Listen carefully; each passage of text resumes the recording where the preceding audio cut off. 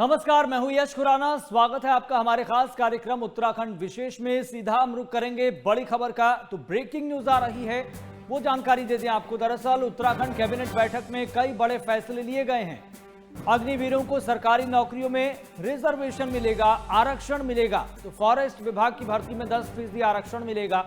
अग्निवीरों को आयु सीमा में भी छूट मिलेगी। सहकारिता सेवा मंडल नीति को भी मंजूरी मिली है। वहीं उत्तराखंड कैबिनेट बैठक में कई बड़े फैसले लिए गए हैं। बड़ी जानकारी आपको दे रहे हैं। तो कई प्रस्तावों को भी मंजूरी मिल गई है। सीधा रुख करेंगे हमारे संवाददाता मनीष डंगवाल का। मनीष, क्या क्या फैसले लिए गए हैं उत्तराखंड कैबिनेट बैठक में?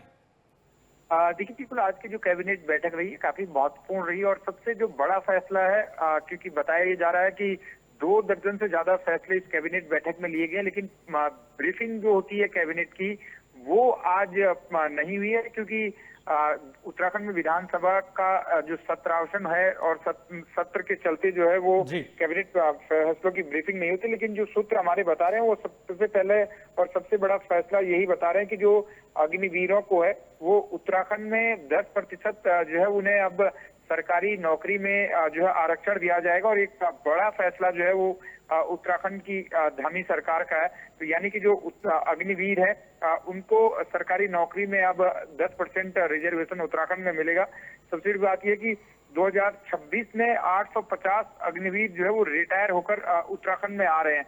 तो जो अग्निवीर स्कीम 4 साल की थी, उसके बाद 2026 में जो अग्निवीर रिटायरमेंट होंगे तो 850 ऐसे अग्निवीर हैं जिनको इसका फायदा मिल सकता है। 10% रिजर्वेशन में जो लाभार्थी होंगे। उसके अलावा धर्मांतरण कानून को जिस तरीके से लगातार बताया जा रहा था कि सख्त जो है वो धामी सरकार धर्मांतरण कानून बनाने जा रही है, तो उसी कड़ी में आज एक और बड़ा निर्णय सरकार के द्वारा लिया गया। और उम्मीद की जा रही है कि जो विधानसभा का सेशन गैरसैंण में होने जा रहा है उसमें सख्त धर्मांतरण कानून सरकार लेके आने वाली है। उत्तराखंड में पहले ही सख्त धर्मांतरण कानून है, लेकिन उसके अलावा और कठोर कानून इसको लेकर सरकार लेके आने जा रही है। और मुख्यमंत्री पुष्कर सिंह धामी का साफ तौर से कहना है कि धर्मांतरण करने की तो दूर सोचना भी जो है इस कानून के बाद मुश्किल हो जाएगा। तो ये तमाम फैसले हैं जो आज कैबिनेट बैठक में लिए गए हैं। जी चलिए, फिलहाल बहुत बहुत शुक्रिया मनीष, जानकारी साझा करने के लिए बहुत बहुत शुक्रिया। तो संवाददाता मनीष डंगवाल हमारे साथ जुड़े हुए थे, जिन्होंने विस्तार से जानकारी दी है कि उत्तराखंड कैबिनेट बैठक में क्या क्या बड़े फैसले लिए गए। सबसे बड़ा फैसला तो यही है कि फॉरेस्ट विभाग की भर्ती में 10% आरक्षण लागू होगा और अग्निवीरों को आयु सीमा में भी छूट मिलेगी।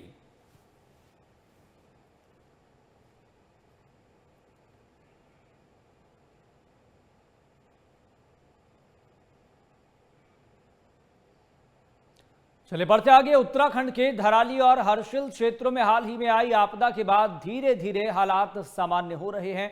आपदा के बाद हालात को सामान्य करने के लिए रेस्क्यू ऑपरेशन में तेजी देखने को मिल रही है।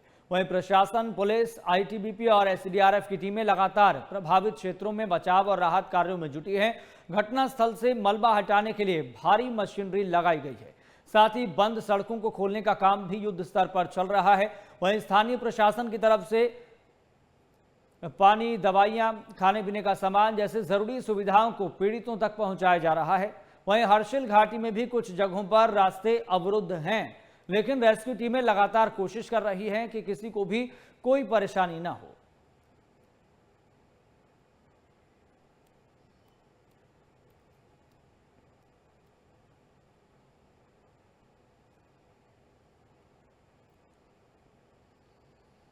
तो उत्तराखंड में मानसून एक बार फिर अपना विकराल रूप धारण कर रहा है और मौसम विभाग ने प्रदेश के 13 जनपदों में आज के लिए भारी बारिश का अलर्ट भी जारी कर दिया है, जिसमें से 8 जिलों में रेड अलर्ट घोषित किया गया। वहीं मौसम विभाग के मुताबिक देहरादून, टिहरी, पौड़ी, हरिद्वार, नैनीताल, बागेश्वर, चंपावत और उधम सिंह नगर में भारी बारिश की संभावना है, जिसे लेकर रेड अलर्ट भी जारी किया गया। वहीं पिथौरागढ़, चमोली, उत्तरकाशी, रुद्रप्रयाग और अल्मोड़ा में भी भारी बारिश की चेतावनी दी गई है।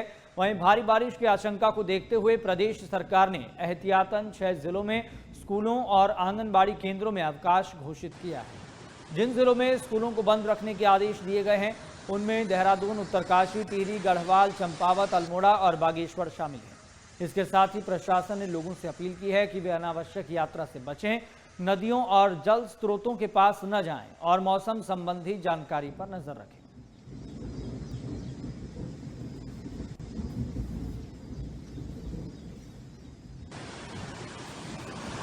उत्तराखंड पहाड़ी राज्य है और ऐसे में समय समय पर मौसम विभाग की तरफ से अलर्ट जारी किया जा रहा है और इस बीच अब भारी बरसात का अलर्ट जारी किया गया है। वहीं देहरादून, टिहरी, पौड़ी में रेड अलर्ट जारी किया गया और बाकी कई जिलों में भारी से भारी बरसात का रेड अलर्ट जारी किया गया है। और पिछले कुछ दिनों से, कुछ हफ्तों से उत्तराखंड में खास तौर पर ऊंचाई वाले क्षेत्रों में क्या स्थिति है पूरा देश देख रहा है, उत्तराखंड का हर एक व्यक्ति देख रहा है और वो तस्वीरें अभी जहन से निकली नहीं है, खास तौर पर धराली और हर्षिल की, जहां पर क्लाउड बर्स्ट होने के बाद तबाही की तस्वीरें सामने आई। हमारे संवाददाता मनीष डंगवाल जुड़ गए हैं ज्यादा जानकारी के साथ। मनीष, आज भी कई जिलों के लिए भारी बरसात का अलर्ट जारी किया गया है। फिलहाल सरकार की तैयारी क्या है, प्रशासन किस तरीके से अलर्ट पर है? देखिए, बिल्कुल आज भी उत्तराखंड के लगभग सभी जिलों में जो है वो रेड अलर्ट जारी किया गया है कि भारी से भारी बारिश जो है वो उत्तराखंड में हो सकती है और इसी के चलते 8 जिलों में जो है वो आज स्कूलों में कक्षा 1 से लेकर आंगनवाड़ी केंद्र और 12वीं तक के जो स्कूल हैं उन्हें बंद रखा गया है 8 जिलों में। इसी तरीके से अगर कल की बात भी करें तो कल भी जो है वो मौसम विभाग के द्वारा अलर्ट जारी किया गया, यानी कि 14 तारीख तक उत्तराखंड में कई जिलों में भारी से भारी बारिश का अनुमान मौसम विभाग के द्वारा किया गया है। हालांकि आज जो अलर्ट जारी किया गया था उसके मुताबिक कम जो है वो बारिश देखने को मिली है, लेकिन सीधे तरीके से कहें तो काफी चुनौतीपूर्ण उत्तराखंड में अगले कुछ दिन रहने वाले, क्योंकि मौसम विभाग ने 14 अगस्त तक उत्तराखंड के कई जिलों में भारी से भारी बारिश का अलर्ट जारी किया और जिस तरीके से धराली में अभी हालात हैं, अगर वहां पर यदि अगर बारिश होती है, जिस तरीके से रेड अलर्ट जो है वो जारी किया गया है मौसम विभाग के द्वारा, तो और परेशानियां जो है वो बढ़ सकती है। और उत्तराखंड के धराली ही नहीं, इस समय कई जो क्षेत्र हैं भारी बारिश से काफी नुकसान जो है वो देखने को मिल रहा है और खासकर अगर सड़कों की बात भी करें तो कई सड़कें अभी भी प्रदेश की बंद है, जिससे काफी नुकसान का जो है वो तो पीडब्ल्यूडी विभाग और डीआरओ को है, लेकिन आम पब्लिक को काफी दिक्कतों का सामना इन दिनों जो है वो करना पड़ रहा है जहां पर सड़कें टूटी हुई हैं। जी मनीष, क्या मौसम विभाग ने अभी तक कोई डाटा जारी किया है जिसमें ये बताया गया हो कि पिछले साल की अपेक्षाकृत या फिर उससे भी पिछले साल की अपेक्षाकृत इस बार कम बारिश हुई है या फिर ज्यादा बारिश हुई है?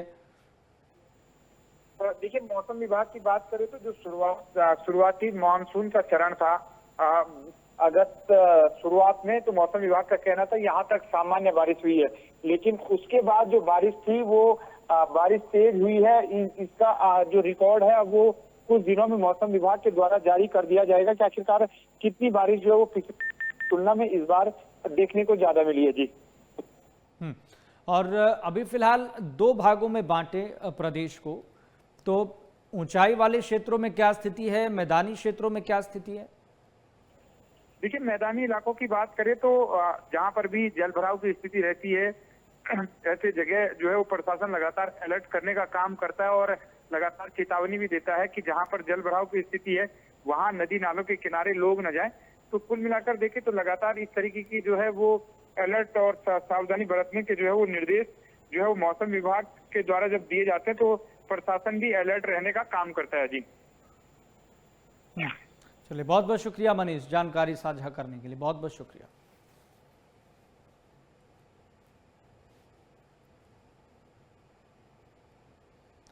चलिए बढ़ते आगे। उत्तरकाशी के धराली में आपदा के बाद हालात सुधरने लग गए हैं, लेकिन धराली तक सड़क मार्ग से पहुंचना जान जोखिम में डालने जैसा है। MH1 न्यूज की टीम भी मुश्किल हालातों से पैदल मार्ग से धराली पहुंची। संवाददाता मनीष डंगवाल की एक खास रिपोर्ट आपको दिखाते हैं। उत्तरकाशी के धराली में भले ही हालात धीरे धीरे सामान्य होने लगे हों, लेकिन धराली तक पहुंचने के लिए जो अभी भी रास्ता है पैदल, वो काफी जो है वो जोखिमों भरा। और आप इस समय देख सकते हैं कि सोनगाड में हम इस समय मौजूद है और जो लोग यहाँ से पैदल जाना चाह रहे हैं उनको किस तरीके से जो भागीरथी नदी है उससे क्रॉस कर कर अपनी जान हथेली पर रखकर वो क्रॉस जो है यहाँ पर कर रहे हैं। हम भी जो है यहाँ पर इसी तरीके से जो है वो सड़क का हमने भी क्रॉस किया है और आप देख सकते हैं कि आखिरकार कितना ये जोखिमों भरा रास्ता है, क्योंकि धराली में जो आपदा आई है उससे जो है गंगोत्री जो हाईवे है कई जगह जो है वो पूरी तरीके से टूट चुका है। लेकिन अभी भी अगर बात करें तो जो सड़क मार्ग हैं वो काफी जो है खराब पड़े हुए हैं, जगह जगह वॉश आउट सड़कें हुई हैं। जाते समय भी हमने जब ये तस्वीर थी, जब धराली पहुंच रहे थे तो तब दिखाई थी, और आज उससे ज्यादा यहाँ पर जो हालात हैं वो खराब नजर आ रहे हैं। और देख सकते हैं कि जो भागीरथी नदी है उसका वेग किस तरीके से जो है वो इस समय जो है देखने को मिल रहा है। कुछ लोग भी हमारे साथ मौजूद हैं, जो लोग यहाँ से पैदल क्रॉस करके आए, उनसे जानते हैं कि किस तरीके से वो इस मुश्किल चुनौती को देख रहे हैं। भाई साहब, जान जोखिम में डालकर क्रॉस करना पड़ रहा है, किस तरीके से देखते हैं हालातों को यहाँ पर? भैया क्या कहें, समझ में नहीं आ रहा किस ढंग से लोग अपनी जान को जोखिम में डालकर आ रहे हैं। मैं अभी आप जस्ट पीछे डबल लाइन के आगे जो स्लाइडिंग आया है वहां पे ऊपर पूरा हिस्सा धस रहा है, और जब मैं उसके ऊपर गया उसकी दरारें पड़ी और सारा पूरा बदन कंप गया। तो आप देख ही रहे हैं इतनी बुरी स्थिति है कि मैं तो बिहारों पे पूरा फोकस करूंगा कि बिहारों के केवल बरसाती नहीं, वो कमाई के जरिए ये केवल नीचे दीवार लगा के ही करोड़ों के बह गए हैं। क्यों नहीं आपदा से पहले रोडों को सही करते हैं? मैं अभी नेताला में फंसा रहा, और वहां पे मात्र एक छोटी सी मशीन है और 5-6 उनके वर्कर हैं। तो ये बड़ी दयनीय स्थिति है इस क्षेत्र की। तो आप देख सकते हैं कि किस तरीके से लोग यहाँ पर मुसीबतों को पार कर आगे बढ़ रहे हैं। मैडम, आप भी पहुंचे, जान जोखिम में हाथ पर हथेली पर रख कर आए हैं, किस तरीके से देख रहे हैं? बिल्कुल, हमें पता है कि हम किस तरीके से आए, क्योंकि जो ये शासन प्रशासन है ये हेली पे उन लोगों को ले जा रहे हैं जिनको कोई जरूरत नहीं है। वहाँ पे फोटो से ऐसे खींच रहे, जा रहे हैं, वहाँ सेल्फी बना रहे। भाई जो स्थानीय लोग उनको पहुंचाओ ना, जिनको जरूरत है, जिनके रिश्तेदार मिल नहीं रहे, अभी तक गुम हो रखे, कुछ पता ही नहीं, उनको ले जाओ। उनको तो ले जा नहीं रहे, पता नहीं कौन कौन जा रहे हैं, कुछ पता ही नहीं। तो आप देख सकते हैं कि मौसम भी खराब है, मौसम खराब होने की वजह से जो है हेली भी नहीं चल पा रहे, लेकिन लोगों में आक्रोश भी देखने को मिल रहा है। वैसे आपसे जानना चाहता हूँ, कितना मुश्किल ये चुनौती है जो आप इसको पार कर रहे हैं? ये जो पैदल मार्ग है, जो धराले में इतनी बड़ी आपदा है, मैं तो कहता हूँ हमारा तो घर ही है, हमारे रिश्तेदार इस आपदा में चले गए। लेकिन मैं शासन प्रशासन से निवेदन करता हूँ कि जो ये पैदल मार्ग है, इस पैदल मार्ग में किसी को भी आने की अनुमति न दी जाए, और जिनकी आवश्यकता है, जैसे जिनके परिजन हैं, जिनके खेत खलिहान चले गए, पूरे जीवन का जिनका जो है पूरा धराली में जो है इस आपदा में चले गए, उनके लिए हेली की सुविधा होनी चाहिए। जैसे बाहर के यात्रियों के लिए प्रशासन ने और सरकार ने जिस प्रकार से मुस्तैदी से जो है काम किया, उनको निकालने का, उनको भेजने का, वैसे स्थानीय लोगों को के लिए भी जो है पूरी हेली की व्यवस्था होनी चाहिए। उसके लिए हमारे एसडीएम है, तहसीलदार है, उनसे जो है वो निश्चित वो करें कि किसकी प्राथमिकता है, किसको जानना जरूरी है। आप देख सकते हैं कि आखिरकार किस तरीके से लोगों में यहाँ पर आक्रोश भी थोड़ी बहुत देखने को मिल रहा है, क्योंकि जिस तरीके से ये रास्ते हैं, जोखिमों भरा ये रास्ता है। MH1 न्यूज की टीम भी ग्राउंड जीरो पर पहुंचने के लिए इसी रास्ते से जो है वो निकली थी और यहीं से जो है वापस जा रही है। तो आप किस तरीके से देख रहे हैं कि जो ये जान जोखिम में डालकर रास्ता क्रॉस कर रहे हैं?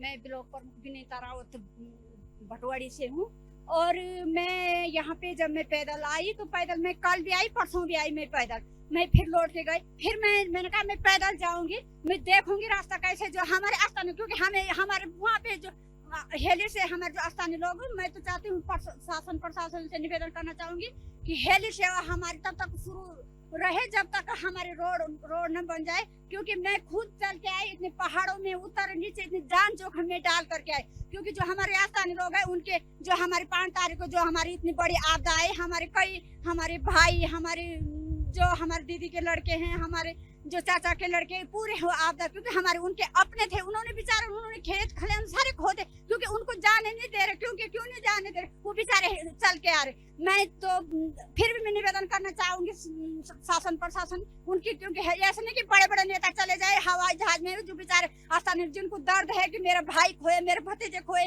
उनको जरूर जाना चाहिए कि पति, जो किसी ने बेचारा अपना पति खोया।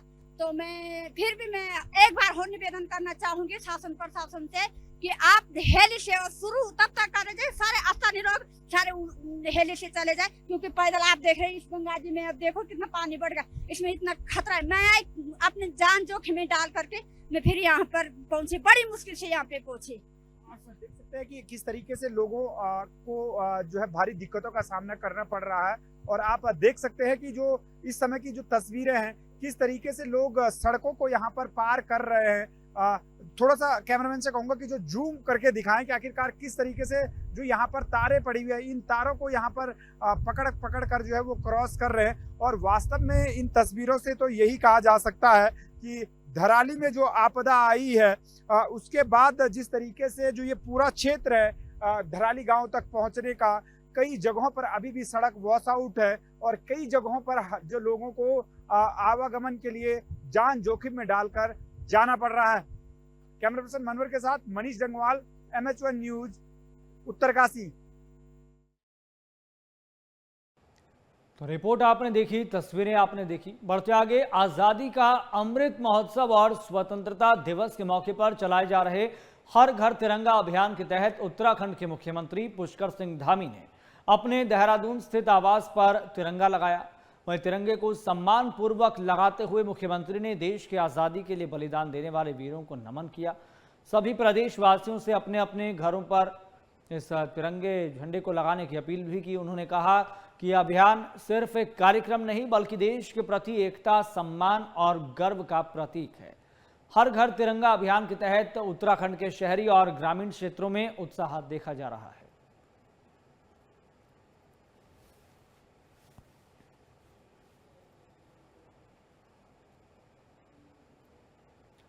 वहीं कैबिनेट मंत्री गणेश जोशी ने हर घर तिरंगा अभियान के तहत देहरादून स्थित अपने सरकारी आवास पर तिरंगा लगाया।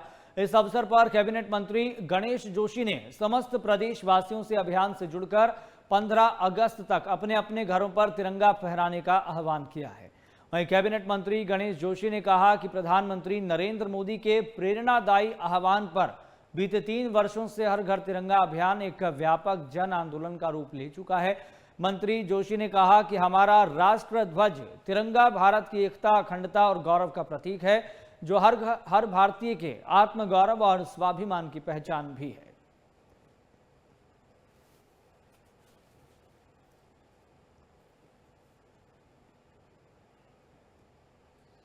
वहीं स्वतंत्रता दिवस से पहले मसूरी की वादियों में देशभक्ति की लहर दौड़ पड़ी, जब मसूरी बीजेपी मंडल की तरफ से एक भव्य तिरंगा यात्रा का आयोजन किया गया।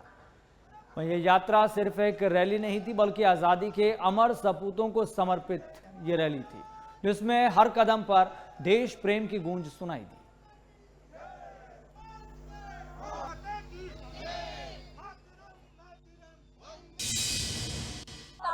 तीसरा साल है जब भारतीय जनता पार्टी के कार्यकर्ता और समाज के हर वर्ग का व्यक्ति आज आपको इस तिरंगा यात्रा में दिखेगा। ये एक मूवमेंट बन चुका है पूरे देश में। मोदी जी ने आह्वान किया था कि स्वतंत्रता दिवस केवल एक दिन का पर्व नहीं बल्कि करीब 10 दिनों तक लगातार हम हर घर तिरंगा भी करते हैं, हर घर पे हम तिरंगा वितरण करते हैं, ध्वजारोहण करने को प्रेरित करते हैं, स्वच्छता अभियान करते हैं, हमारे स्मारकों पर हम अपने अमर बलिदानियों के घर जाकर उनके परिवार का सम्मान भी करते हैं।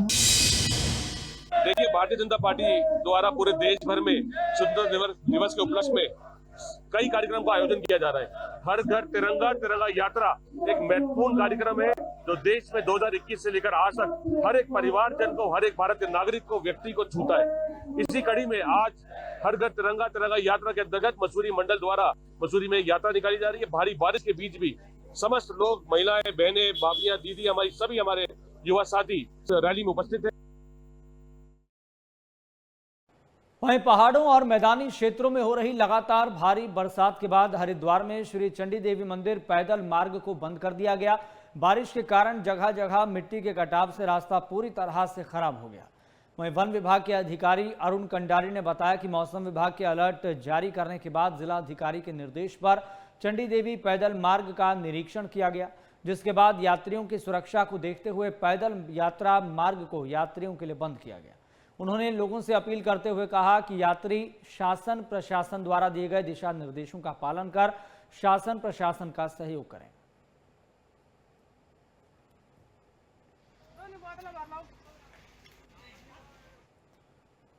वहीं हल्द्वानी में 15 दिन पहले हुई योगा ट्रेनर की संदिग्ध मौत मामले को लेकर लोगों ने विरोध प्रदर्शन किया। लोगों ने मामले की जल्द जांच और आरोपियों की गिरफ्तारी की मांग उठाते हुए उप जिला अधिकारी कार्यालय में प्रदर्शन किया। प्रदर्शन कर रहे लोगों ने पुलिस पर न्याय मांगने पर पीड़ितों को ही धमकाने के आरोप लगाए। इसके साथ ही मुख्यमंत्री को दिए जाने वाले ज्ञापन में उनके द्वारा एसएसपी नैनीताल को हटाए जाने की मांग की। प्रदर्शन कर रहे लोगों ने कहा कि दोषी पुलिस कर्मियों और पुलिस कप्तान के खिलाफ कार्रवाई होनी चाहिए। हमारी गलती है क्या? भतीजी को मेरे आज 15-20 दिन हो चुका है, यहाँ पर पुलिस कोई एक्शन नहीं ले रही है। जब भी हम वहाँ पर न्याय मांगने जा रहे हैं, हमें वहाँ पर घसीटा जा रहा है, कॉलर पकड़ के बाहर किया जा रहा है, लाठी महिलाओं पर लाठीचार्ज हो रहा है। बताइए हम किसके पास जाए? अगर हम न्याय मांगने पुलिस के पास, मित्र पुलिस उत्तराखंड की क्या कर रही है पुलिस प्रशासन आज तक?